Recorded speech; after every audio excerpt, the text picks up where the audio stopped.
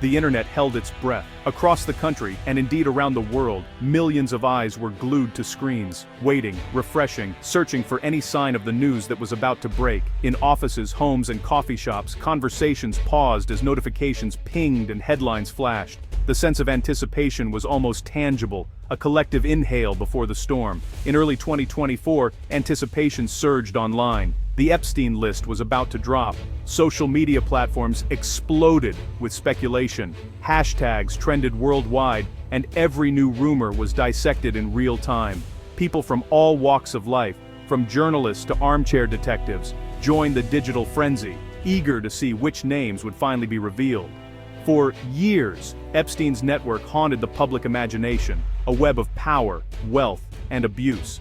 The story had always been shrouded in secrecy, with whispers of high-profile connections and untouchable elites.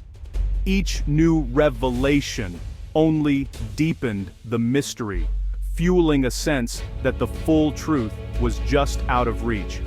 People expected a bombshell, a list exposing every powerful individual tied to his crimes. The idea of a single document, a master list, became a symbol of long-awaited justice. Newsrooms prepared for chaos, and the public braced for the fallout, convinced that the world was about to change. The moment felt like a reckoning, a digital guillotine for the corrupt.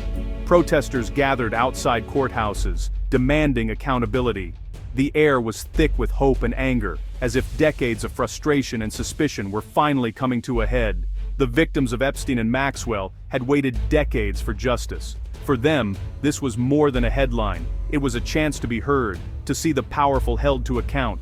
Their stories, often ignored or doubted, were finally at the center of a global conversation. The release of these documents felt like a crucial step. Each unsealed file represented a piece of the puzzle, a fragment of truth that had been hidden for too long. The world watched as the courthouse became the stage for a historic moment.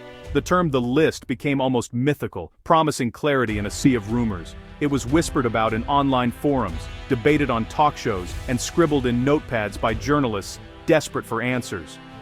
The list was more than just names. It was a symbol of transparency, of long-awaited truth. Social media users prepared to dissect every name and connection. Amateur sleuths and professional reporters alike pored over documents, cross-referencing details and building timelines. Every new piece of information sparked fresh debates, theories, and viral threads. But this anticipation was built on misunderstanding. The public's expectations had been shaped by years of rumors and sensational headlines, not by the reality of the legal process. As the details emerged, confusion and disappointment began to spread. The public imagined a single damning document, far from the reality. Instead, what awaited was a labyrinth of legal filings dense with jargon and redactions. The truth, it turned out, was far more complicated than anyone had hoped. The files were not a law enforcement list, but a collection of civil lawsuit filings. These documents, while important, were not the smoking gun many had envisioned. They were pieces of a larger, messier story, one that would take time and effort to unravel. Instead of a clear revelation, the world got a complex, redacted puzzle. Names were blacked out, details obscured, and the most explosive allegations hidden behind legal barriers. The truth was there, but it was buried, waiting for those willing to dig deeper.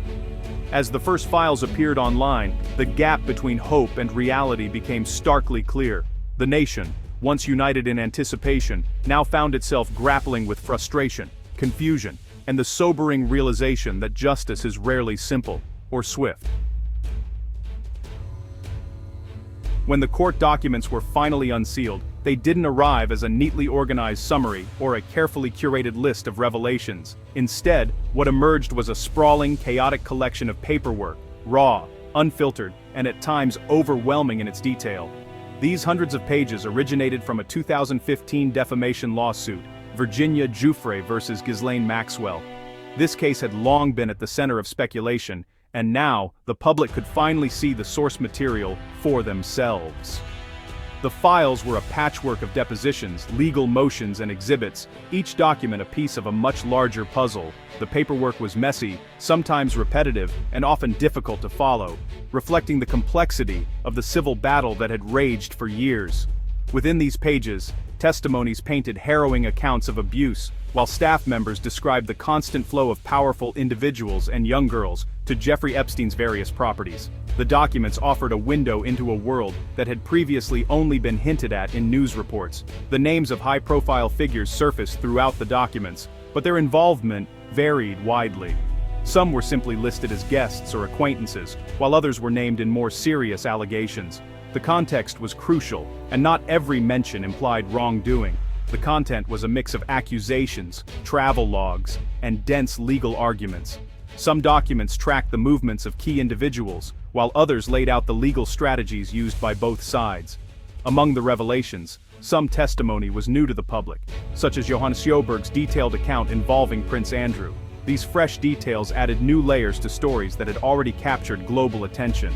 Throughout the depositions, Ghislaine Maxwell frequently invoked her Fifth Amendment rights, choosing to remain silent rather than answer potentially incriminating questions. This legal maneuver underscored the gravity of the allegations and the stakes involved.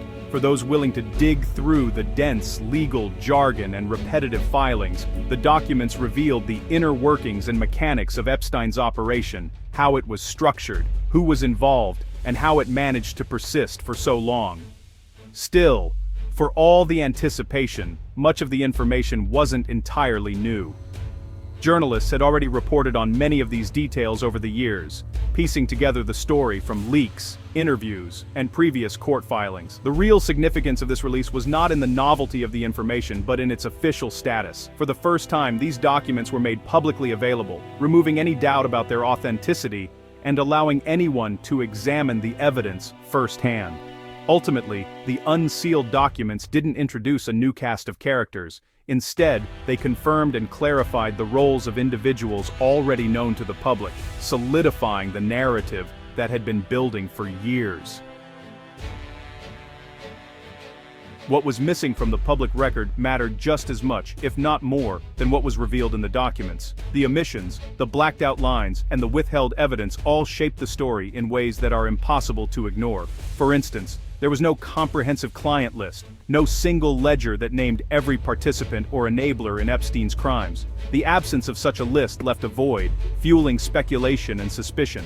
Names did appear in various contexts throughout the files, but not as a formal, definitive list of co-conspirators. Instead, they surfaced in depositions, witness statements, and scattered references, making it difficult to draw clear lines of accountability. It's important to remember that being named in a deposition or mentioned in a document isn't the same as being proven guilty in a court of law. Many names were included simply because they were referenced, not because they were charged or convicted. Large portions of the documents were heavily redacted, with entire pages blacked out to protect the identities of victims and minors, as well as ongoing investigations.